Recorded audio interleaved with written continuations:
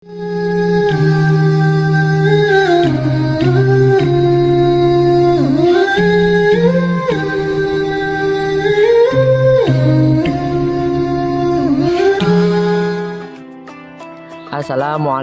warahmatullahi wabarakatuh. Alhamdulillah rabbil alamin, wassalatu wassalamu asrafil wal mursalin wa ala alihi washabihi ajmain.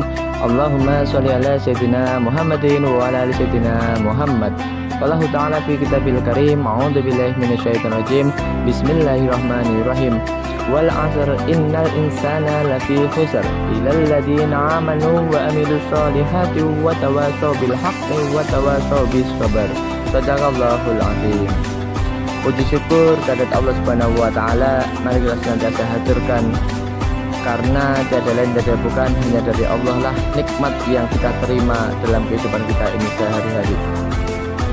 Puji syukur mari senantiasa kita haturkan kepada Allah Subhanahu wa taala yang telah memberikan kita karunia dan nikmat yang tiada tara dan tiada dapat kita hitung satu persatu. Mudah-mudahan Allah senantiasa memberikan kita kesehatan, keselamatan, keimanan dan ketakwaan hingga akhir hayat kita. Amin ya rabbal alamin. Shalawat dan salam mari kita senantiasa hadirkan, kita sanjungkan kepada junjungan besar saudara kita Nabi Muhammad sallallahu alaihi wasallam. Semoga kelak di yaumul kiamah kita mendapatkan syafaat beliau. Amin ya rabbal alamin. Teman-teman, gimana puasanya hari ini? Lancar ya? Alhamdulillah.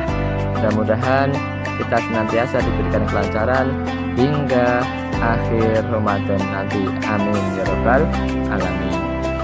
Kemudian sebagaimana ayat yang saya baca di atas, asar demi waktu, maka janganlah kita menyanyiakan waktu, terutama waktu Ramadan ini.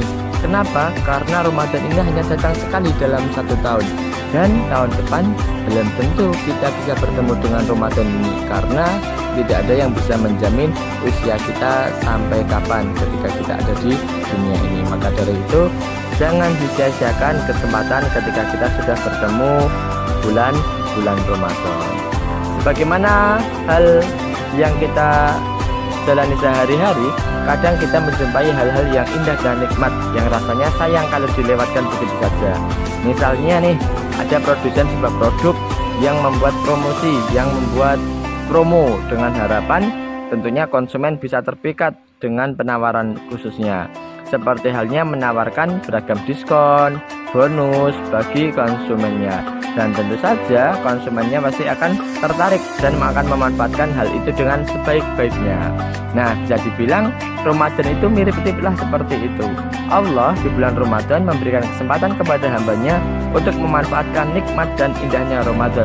Maka sayang sekali kalau Ramadan ini berlalu begitu saja tanpa ada aktivitas amal soleh yang kita lakukan. Sebab saat Ramadan Allah memberikan bonus yang besar dalam ibadah kita. Sebagaimana yang diriwayatkan oleh Abu Hurairah, Rasulullah SAW bersabda, apabila tiba bulan Ramadan, dibuka pintu-pintu surga dan ditutup pintu-pintu neraka, serta setan-setan dibelenggu. Hadis riwayat Bukhari dan Muslim. Maka sungguh aneh kalau ada kaum muslimin yang ogah-ogahan begitu datang Ramadan. Yakinlah, dengan puasa bukan berarti kita tambah kurus dan menderita, justru kita jadi sehat dan dapat pahala pula. Pokoknya sayanglah kalau Ramadan biarkan begitu saja tanpa diisi dengan aktivitas amal soleh. Nahan lapar, nahan nafsu. Memang sih kalau disuruh nahan rasa lapar, kayaknya di antara kita banyak yang sanggup, apalagi cuma sehari sekitar 12-14 jam. Nah, contohnya para mahasiswa yang melakukan demo dengan mogok makan, mereka bisa tahan loh, tidak makan, tidak minum selama 3-4 hari. Insya Allah kita juga akan kuat kalau hanya menahan makan dan minum selama 1 hari sekitar 12-14 jam tadi. Nah, hari-hari biasa saja kita mesti tahan kan kalau nggak makan seharian. Misalnya karena rasa lapar kita terobati dengan main video game. Ada loh yang main video game sampai lupa makan, lupa sholat, bahkan juga lupa diri.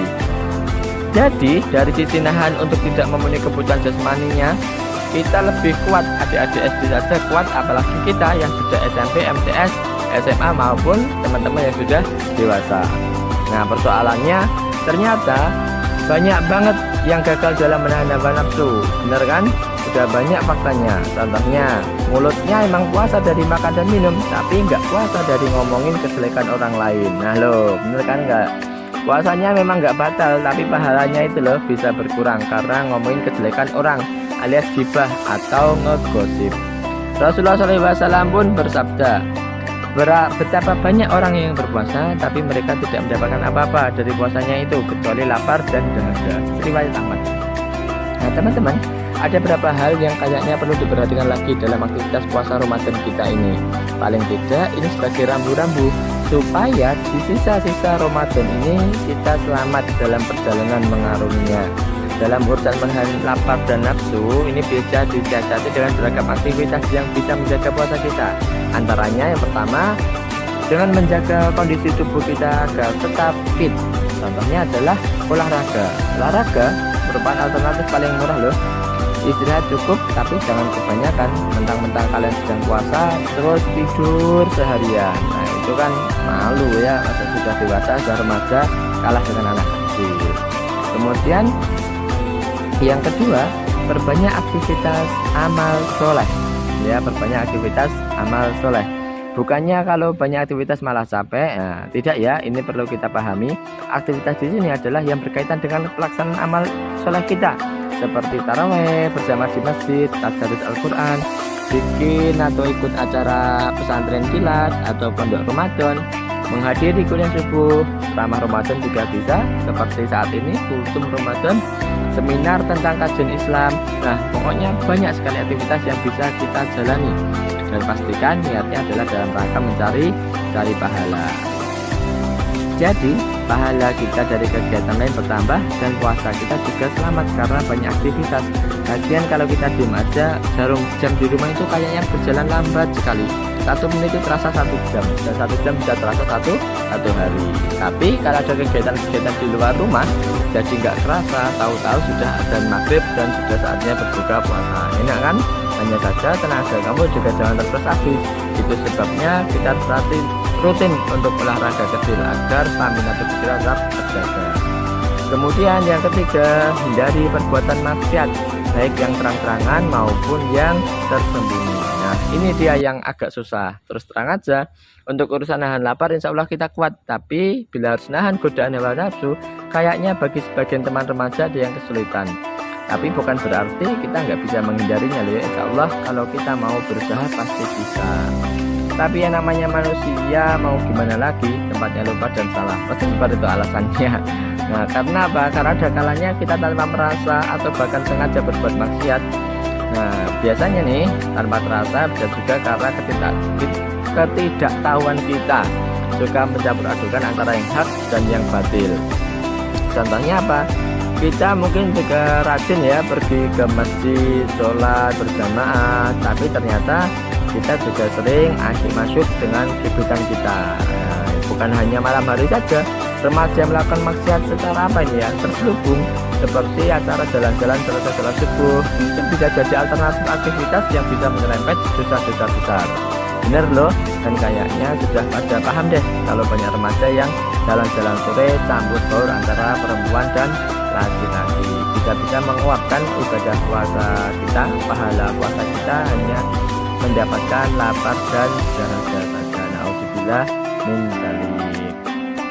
Nah teman-teman, itu tadi yang dapat kita sampaikan. Semoga kita bisa terhindar dari hal-hal yang dilarang oleh Allah Subhanahu wa taala, dan kita bisa menjaga kualitas ibadah puasa kita sehingga kita tidak akan menyanyiakan bonus dari Allah ini, yaitu bonus di bulan Ramadan. Oke gitu ya teman-teman ya. Kalau sudah berlalu ya sudah, biarlah yang berlalu. Sekarang kita buka lembaran baru. Jangan sampai puasa kita jadi sia-sia alias gak ada nilainya. Kan iman sekali gitu ya. Oke, terima kasih teman-teman atas perhatiannya. Tetap jaga kualitas ibadah puasamu, karena iman dan takwamu adalah yang utama di mata Allah Subhanahu wa taala. Terima kasih. Ada yang mohon maaf. Assalamualaikum warahmatullahi wabarakatuh.